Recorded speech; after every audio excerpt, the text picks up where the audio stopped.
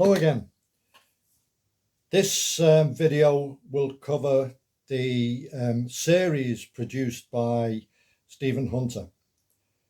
Now, Stephen Hunter, whose background is in journalism, has written several standalone books, such as The Hour Before Midnight, which is a Cold War thriller, which has a Soviet silo seizure team operating in the United States trying to get hold of a nuke. Several books like that, all good. But then he decided to write a series about a sniper. Now, if you're going to write a book or books about a sniper, you should know about rifles and about sniper craft. And Stephen Hunter certainly does. Without making his books seem like reading an issue of Guns and Ammo, he does put a lot of very pertinent technical information in there. He certainly knows more about rifles than I do, and ballistics of rifles. And similarly with the sniper craft, he really does put a lot of or a wealth of detail about how snipers operate. So he created the Bob Lee Swagger character, which has been in numerous books now. And there's been spin-offs and associated series as well.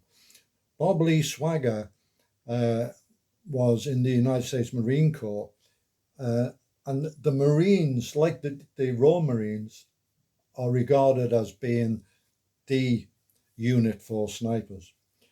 And he served in Vietnam, several tours.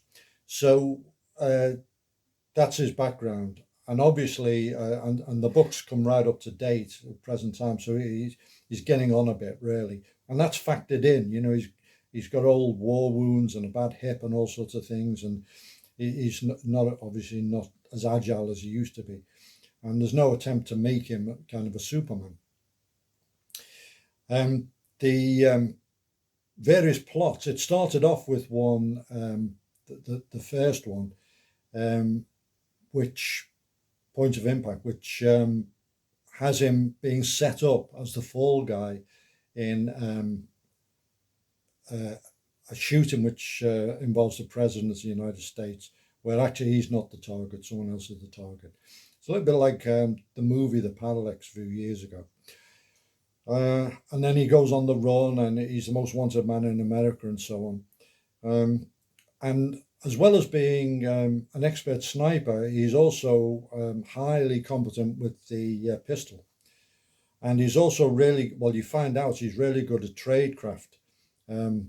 There's times when he's being followed, and it's written in the third person, and you think that he hasn't realised this, but he turns the tables on the attacker. So he's very wily, very street smart. And when he's on the run, he's kind of characterised in the press as a typical redneck, gun crazy, PTSD suffering Southerner. And all those stereotypes prove false. And it's very interesting, the narrative that they kind of that the media have created about the character. It does mirror quite a lot of comment that has been in the press in similar circumstances. But that's by the by. As I say, there's been some spin-offs, and one of them concerns his father, who was a Medal of Honor winner in the Pacific War. Again, in the Marines, US Marines. And he became a state patrolman. And there's a couple of books devoted to him. And there's another book devoted to Bob Lee's grandfather, Charles Swagger, who was a sheriff, and gets involved in the wars against the armed criminals in the 30s. in a book called G-Man, which is really, really worth reading. And some of the material on the weapons that were used at the time and how the gangs operated. Much of it is factual. It's real people involved, but the Stephen Hunter's inserted Charles Swagger into it in a very clever way.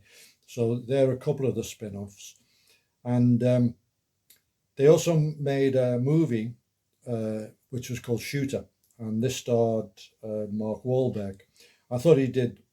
He's always usually pretty good, with some exceptions, and he did well in that one. Pretty good, except they brought it up to date. Instead of him being a Vietnam vet, it's much more recent military service. The only problem with it is the three of the bad guys in it, Danny Glover, Ned Beatty, and Elias Koteas, who are all good actors, all were like pantomime villains. It really was noticeably bad, the way they were characterized. And they also made a TV series, or a few TV series, again called Shooter, starring Ryan Philippe. And they were good. They were well worth watching. Did well. I enjoyed them as well. So one of the books in particular, and they're all good. Well, one exception: 47 Samurai. 47 Samurai really doesn't work. Bob Lee goes to Japan, and he's got to track someone down in Japan. And the difficulties of doing that: he doesn't speak Japanese, and he's following people and digging out stuff. It's almost impossible to do. You'd have to be able to read Japanese characters just to find your way around in Japan. It just didn't convince me at all. But then there's another book called The Third Bullet, which is a masterpiece to me, and it's about Bob Lee being asked to give his opinion and to investigate the assassination of JFK. Massive conspiracy theories abound, obviously, and you can really go down the rabbit hole on that. And I don't want to make this a video on conspiracy theories. If anyone believes that Lee Harvey Oswald was the lone gunman and no one else was involved, well, they're welcome to do that. But I think the evidence suggests that it wasn't that.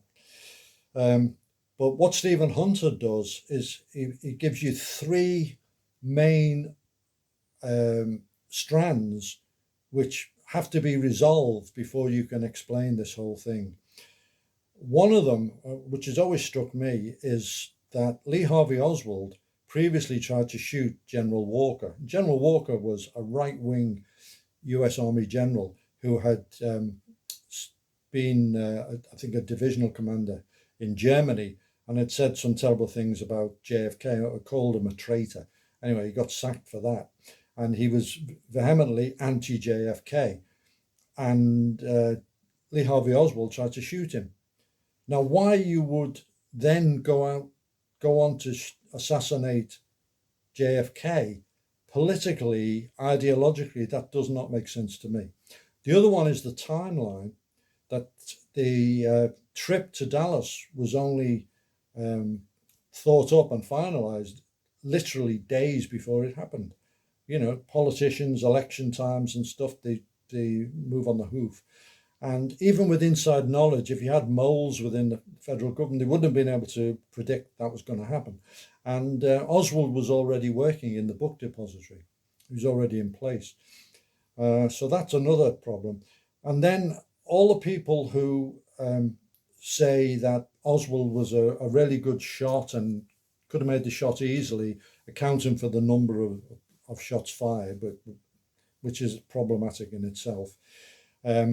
They point out the fact that he was trained by the US Marines as a rifleman.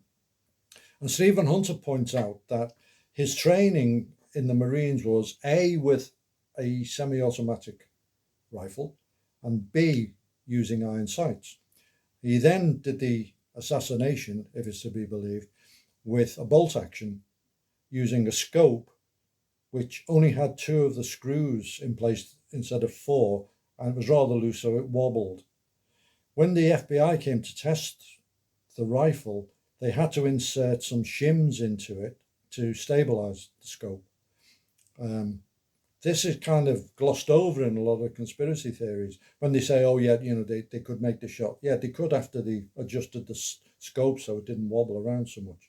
And even then they found it difficult. Stephen Hunter does a really good job of explaining the role of the Militia Carcano in the Italian army, why it was adopted, what the characteristics, ballistics and characteristics of the round, etc. And it really does explain a lot. And so it's a book I would recommend anyone read. Now, he comes up with, a plot and a fictional resolution to this, which he himself says is probably nowhere near the truth. But it certainly does conflict with a lot of the accepted theories out there, conspiracy theories and otherwise.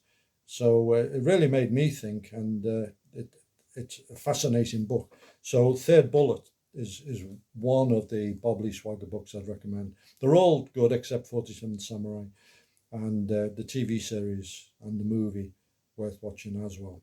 So enjoy.